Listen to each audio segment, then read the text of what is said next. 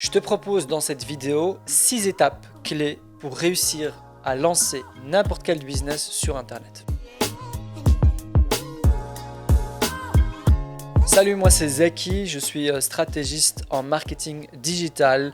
Si vous êtes intéressé par tout ce qui concerne le marketing sur Internet, je vous invite vraiment à vous abonner à cette chaîne parce que je publie régulièrement des nouvelles vidéos qui ne manqueront pas de vous intéresser. Alors je vais vous parler maintenant des 6 étapes qu'il faut faire avant de se lancer sur Internet. Par quoi commencer? C'est vraiment la question que tout le monde se pose.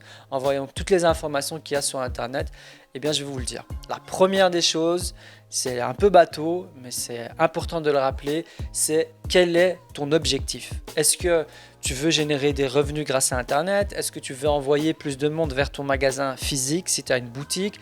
Est-ce que tu veux générer des prospects, des leads? Ou bien tu veux que ton commercial il ait des rendez-vous parce que tu es dans un secteur plutôt B2B? Alors c'est important de se décider bien à l'avance parce que si ce n'est pas clair pour toi, eh bien tu risques rapidement de changer. Moi je vous invite vraiment à noter cet objectif et à le quantifier. Pourquoi pas vous dire, voilà, moi mon objectif c'est de générer 5 000 € par mois grâce à Internet en vendant X produits.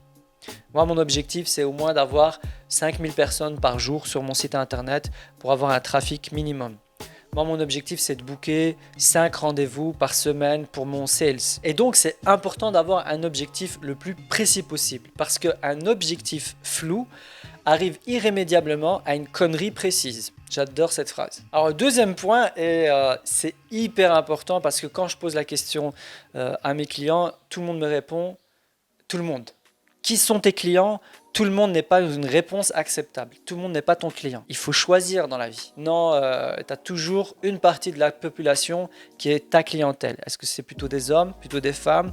Quel type de profil? Est-ce que c'est plutôt des indépendants, des professionnels, des libéraux? Et donc, il faut apprendre à les connaître.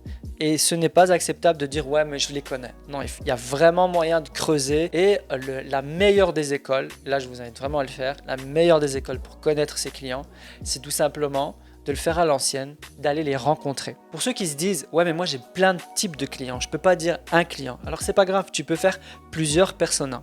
Mais la question que j'ai envie de te poser, c'est quel est ton meilleur client? Alors la troisième question à se poser avant de se lancer sur Internet, c'est quelles sont tes forces? Qu'est-ce qui te distingue des autres? Il y a une chose que je vous invite à arrêter de faire, c'est de se distinguer de vos concurrents avec le prix. D'accord? Il y a des gens qui disent « ouais, moi je suis le moins cher du marché ». Il faut absolument arrêter de faire ça s'il vous plaît, parce que vous allez toujours trouver un tapé de la tête qui est prêt à casser tous les prix et il est prêt à aller plus loin que vous. Donc si à un moment donné, votre seul argument de vente c'est le prix, vous êtes perdant. D'accord? À un moment donné, vous devez vous dire qu'est-ce qui va faire que quand on va me comparer, on va me choisir moi par rapport à un autre. Alors il y a une question qui revient souvent. Ok, je connais mon objectif, je connais mes clients, je les connais bien, je les ai travaillés au corps, je connais mes forces, par quoi je commence? Quel est le canal que je vais utiliser? Est-ce que je vais utiliser du référencement naturel sur mon site que j'ai déjà? Est-ce que je vais me concentrer sur Facebook? Est-ce que je vais aller sur Insta, etc. etc. Alors il n'y a pas une vraie formule magique qui cartonne partout.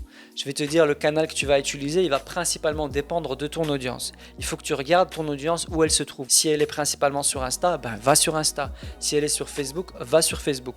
Mais je te dirais aussi, utilise le canal que tu maîtrises le mieux. Si tu as des facilités avec Facebook, commence avec Facebook.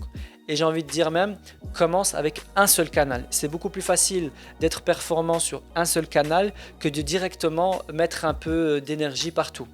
D'accord? Quand tu es partout, en fait, tu es nulle part. Alors, il y a une question qui va venir très rapidement lorsque tu vas commencer à publier sur ta page ou sur ton site, c'est qu'est-ce que je vais leur dire? Qu'est-ce qu'il y a moyen de dire? Comment parler? Comment interagir, etc.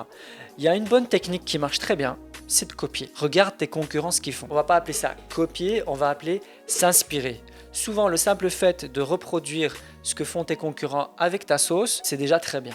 D'accord? Donc, analyse tes concurrents. Il y a des super outils pour ça sur Internet. Mais, j'ai envie de te dire, tout le temps, tu vas réfléchir à ton USP. Quel est le seul truc que toi, tu fais que les autres n'ont pas? Et ça, tu vas le mettre en valeur à travers tes vidéos, à travers tes photos, à travers tes quiz, si tu fais des quiz, à travers des infos, des citations, etc. etc. Analyser sa concurrence, c'est vraiment le b.a.-ba d'une présence sur le web. Alors le dernier point, c'est d'avoir une idée très claire de comment est-ce que tu vas convertir les personnes que tu arrives à attirer grâce à Internet en clients potentiels. Donc comment on fait de quelqu'un qui est simplement intéressé, on le convertit en prospect et puis on en fait un client récurrent. Parce qu'il ne faut pas le sous-estimer, aujourd'hui Internet, c'est pas juste une question de visibilité, c'est un vrai outil qui peut générer du chiffre d'affaires, d'accord? Et donc l'idée c'est quel est le parcours que je vais proposer aux gens pour devenir des clients. Et donc là, il faut tester. Vous allez voir que en publiant régulièrement, en envoyant vers votre site, ça convertit bien.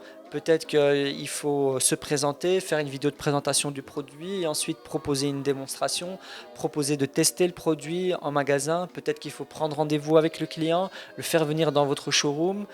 Peut-être que vous pouvez faire des séminaires, des webinaires gratuits pour présenter votre produit, pour présenter votre expertise. Il y a plein de techniques. C'est ce qu'on appelle en fait le Customer Journey Value. C'est le parcours client qu'on va lui faire en amont qui est prédéfini, c'est ce qu'on appelle la stratégie marketing digital. Si vous voulez que j'approfondisse ce sujet, laissez un commentaire sous la vidéo parce que là on peut vraiment parler pendant des heures et des heures de stratégie de Customer Journey Value. En résumé de la vidéo, j'ai envie de vous dire, choisissez des objectifs clairs. Essayez de savoir qui sont vos clients de manière la plus précise possible. Vous réfléchissez à quelles sont vos forces, quel est le canal principal que vous allez utiliser pour progressivement les multiplier.